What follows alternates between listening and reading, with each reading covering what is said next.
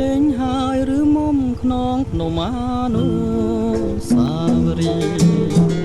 ដែលយើងទាំងពីរធ្លាប់បានទៅលេងព្រាមបានបីបានស្នាស្នងឲ្យគេបែកទាំងខ្លាឆ្វេងអូនស្ដាំសាមភ្លេងក៏មិនជានរវើយទាំងជ្រោះហូរហួរឈ្មោះទៅមហាសាគរតែក្លិនកែសនៅតែគៀកកាបាំងសីហៅទៅតែនៅចំឡាយឬសួរល្វើយល្វើយថាអូននេះហើយជាខ្នាយវាសនានងភ្នំអានុ